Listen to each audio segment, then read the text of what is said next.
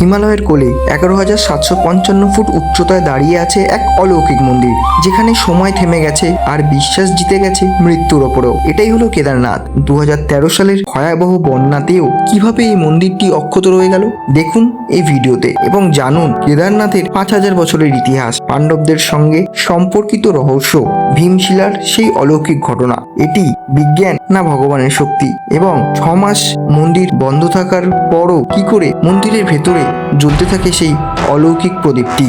ভিডিওটি শেষ পর্যন্ত দেখুন, সত্যিটা আপনাকেও অবাক করবে। তীব্র ঠান্ডা, তুষারপাত, ঝড় সবকিছু সহ্য করেও এই মন্দিরটি অটুট থাকে। এটি কি শুধু স্থাপত্যের শক্তি নাকি ঈশ্বরের অলৌকিক কৃপা? 2013 সালে উত্তরাখণ্ডে ভয়াবহ বন্যা ও প্রাকৃতিক দুর্যোগ ঘটে। সেই বন্যায় চারপাশে সবকিছু প্রায় ধ্বংসপ্রাপ্ত হয়ে যায়, কিন্তু আশ্চর্যজনকভাবে কেদারনাথ মন্দিরটি অক্ষত অবস্থায় থাকে। বন্যার সময় এক অলৌকিক ঘটনা ঘটে। একটি বিশাল পাথর, যাকে বলা হয় ভীমশিলা, মন্দিরের পেছনে এসে আটকে যায় এবং প্রবল জলস্রোতকে দুটি ভাগে বিভক্ত করে দেয়। এই কারণে মন্দিরটি সরাসরি জলস্রোতের ধাক্কা থেকে রক্ষা পায়। এটি বিশ্বাস না আধ্যাত্মিকতা? অনেকেই মনে করেন এটি শুধু প্রাকৃতিক ঘটনা নয়, বরং এটি ভগবান শিবের আশীর্বাদ। তাই এই ঘটনাকে ঘিরে মানুষের বিশ্বাস আরও গভীর হয়েছে। শীতকালে কেদারনাথ মন্দির 6 মাস বন্ধ থাকে, তবুও যখন দরজা খোলা হয় ভিতরে জ্বলতে দেখা যায় প্রদীপটি। এটি আজও এক রহস্য।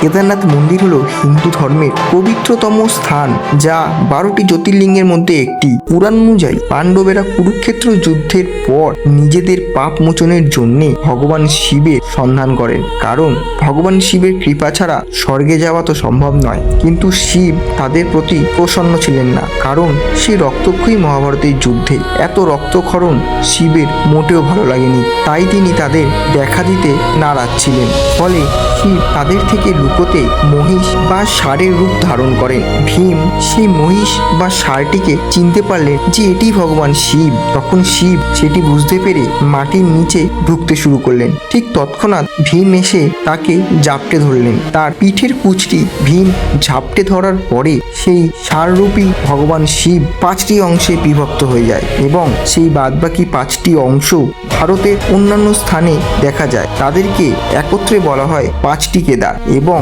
ষাঁড়ের পিঠের কুচটি কেদারনাথ হিসেবে পূজিত হয়। সেই থেকেই কেদারনাথ শিবলিঙ্গ পূজিত হচ্ছে।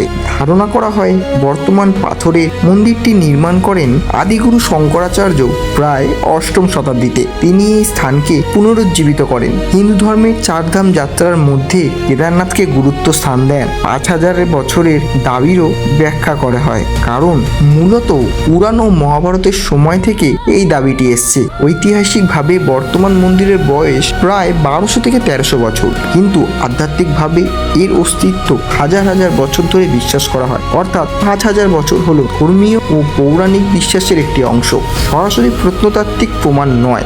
বিজ্ঞানী দৃষ্টিতে কেদারনাথ মন্দির যে জায়গায় দাঁড়িয়ে আছে সেটা প্রাকৃতিকভাবে বেশ শক্তপোক্ত।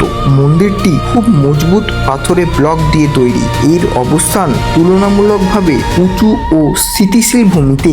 2013 সালের বন্যায় পেছনে এসে দাঁড়ানো ভীমশিলা জলের প্রবাহকে ঘুরিয়ে দেয়। এগুলি সবই ভূতত্ত্ব অর্থাৎ জিওলজি, জলের প্রবাহের গতি অর্থাৎ হাইড্রোডাইনামিক্স। এই বিজ্ঞানের কারণ দিয়ে ব্যাখ্যা করা যায়। আধ্যাত্মিক দৃষ্টিতে ভক্তদের কাছে এটি শুধু কাকতালীয় নয়, হাজার হাজার বছর ধরে পূজিত স্থান। এটি এত বড় বিপর্যয়ের মাঝে অক্ষত থাকা, অনেকের কাছে এটি ভগবান শিবের কৃপা।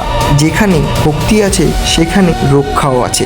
আসল কথা কি, বিজ্ঞান কিভাবে ব্যাখ্যা করে আর বিশ্বাস কেন অর্থ দেয়? তাই এটা এমন নয় যে বিজ্ঞান ভার্সেস ভগবান, বরং দুটো আলাদা আলাদা দৃষ্টিভঙ্গি যা একই ঘটনাকে ভিন্ন হয়ে বোঝে। এক লাইনে বলতে গেলে বিজ্ঞান বলে কিভাবে মন্দির বাঁচলো, আর বিশ্বাস বলে কেন বাঁচলো। তো বন্ধুরা, আপনারা কি কখনো কেদারনাথ গেছেন?